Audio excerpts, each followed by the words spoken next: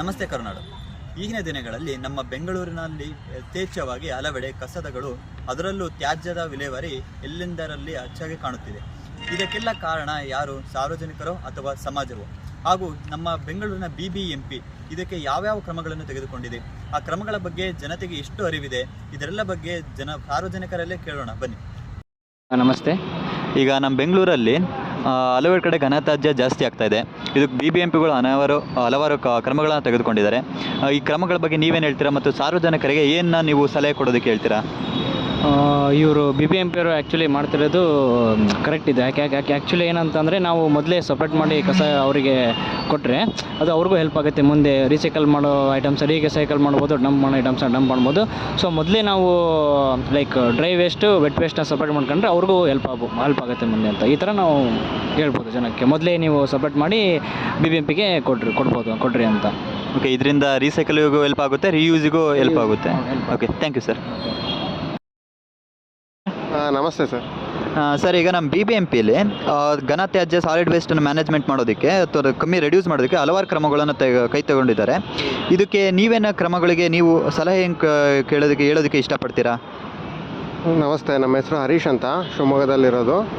ಈಗೇನಾಗಿಬಿಟ್ಟಿದೆ ಅಂದರೆ, ಪ್ರತಿಯೊಬ್ಬರಿಗೂ ಒಂದು ಕಾಮನ್ ಸೆನ್ಸ್ ಅನ್ನೋದು ಬೇಕಾಗುತ್ತೆ. ಯಾಕಂದರೆ ನಾವು ಸರ್ಕಾರದವರಾಗಲಿ ಮತ್ತು ಯಾರು ಏನೇ ಕಾನೂನು ಜಾರಿ ಮಾಡಿದ್ರು ಅದನ್ನು ಪಾಲನೆ ಮಾಡೋದು ಮೇಯ್ನಾಗಿ ಇಂಟೆನ್ಷನ್ ಇರಬೇಕು.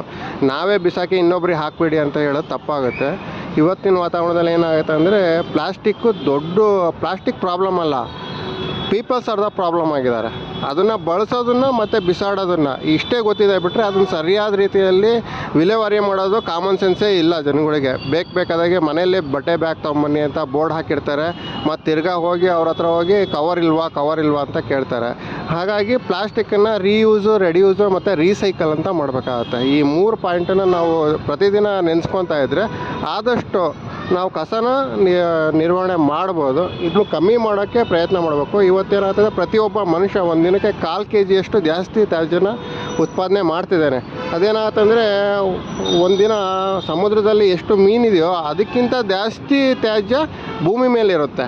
ನಾವು ಮುಂದಿನ ಜನಾಂಗಕ್ಕೆ ಒಂದು ಒಳ್ಳೆಯ ಪರಿಸರ ಬಿಡಬೇಕು ಅಂದರೆ ನಮ್ಮ ಪ್ರತಿದಿನದಲ್ಲಿ ಒಳ್ಳೆ ರೀತಿಯಲ್ಲಿ ನಮ್ಮ ಕೈಯಲ್ಲಿ ಒಳ್ಳೇದು ಮಾಡೋಕ್ಕಾಗಿಲ್ಲ ಅಂದರೆ ಪರವಾಗಿಲ್ಲ, ಬೇರೆಯವ್ರಿಗೆ ಮಾದರಿ ಆಗೋ ರೀತಿಯಲ್ಲಿ ಒಂದು ಸ್ವಲ್ಪ ಜೀವನನ ನಡೆಸ್ಕೊಂಡು ಹೋದರೆ ಸಮಾಜಕ್ಕೂ ಒಳ್ಳೆಯದಾಗತ್ತೆ, ನಮ್ಮ ಮಕ್ಕಳಿಗೂ ಅದೇ ಒಂದು ಒಳ್ಳೆಯ ಪಾಠ ಆಗುತ್ತೆ. ಇಷ್ಟು ಹೇಳಲಿಕ್ಕೆ ನಾನು ಇಷ್ಟಪಡ್ತೀನಿ. Okay, thank you sir. ನಮಸ್ಕಾರ. ಈಗ ನಮ್ಮ ಬೆಂಗಳೂರಲ್ಲಿ ಸಾಲಿಡ್ ವೇಸ್ಟ್ ಜಾಸ್ತಿ ಆಗ್ತಾ ಇದೆ, ಘನತ್ಯಾಜ್ಯ. ಇದಕ್ಕೆ ಹಲವಾರು ಕ್ರಮಗಳನ್ನು BBMP ಅವರು ತೆಗೆದುಕೊಂಡಿದ್ದಾರೆ. ಇದಕ್ಕೆ BBMP ಅವ್ರಿಗಿಂತ ಸಾರ್ವಜನಿಕರಿಗೆ ಯಾವ ರೀತಿ ನೀವು ಬುದ್ಧಿ ಹೇಳೋದಕ್ಕೆ ಅಥವಾ ತಿಳುವಳಿಕೆ ಹೇಳೋದಕ್ಕೆ ಇಷ್ಟಪಡ್ತೀರಾ? ಮತ್ತು ನೀವು ಯಾವ ಥರ ಸಲಹೆಗಳು ಕೊಡ್ತೀರಾ?